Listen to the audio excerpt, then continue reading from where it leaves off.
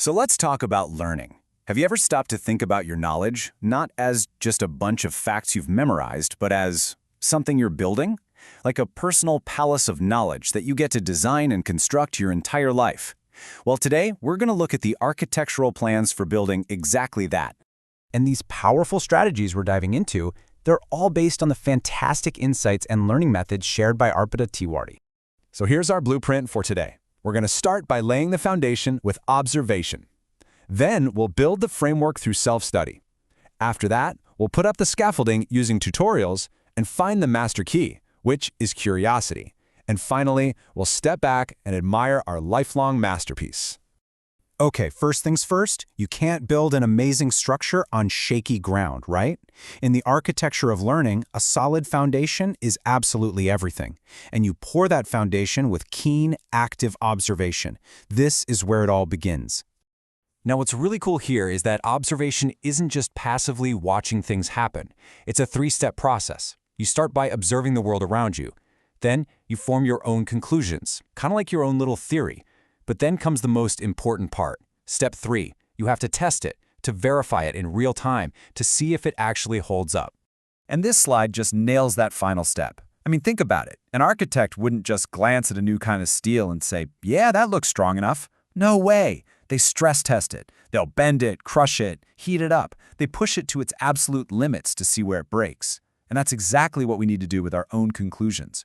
We have to put them under real-world pressure to make sure our foundation is truly solid. All right, foundation's set. It's time to put up the main framework.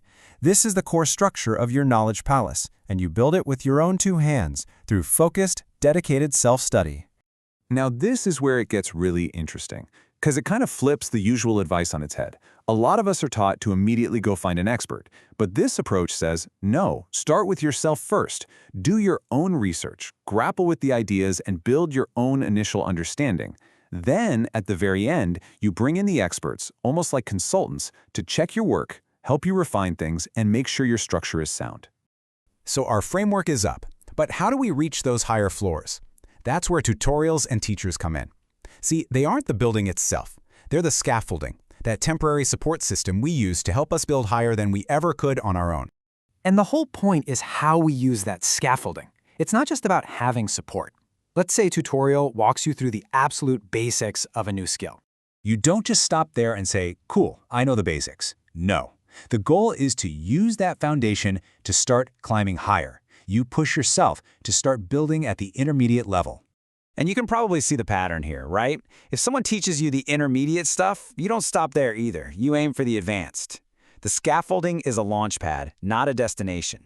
You're always reaching beyond what you were just taught. Okay, so we've got a foundation, a framework, and scaffolding to build higher. But what good is a palace if all the doors are locked? Well, the master key that unlocks every single room is curiosity. Curiosity is all about asking those simple but incredibly powerful questions. Questions just like this one. Why does this work? Or how does that connect to this? Or what if I tried it a different way? That constant questioning is the engine that drives all discovery.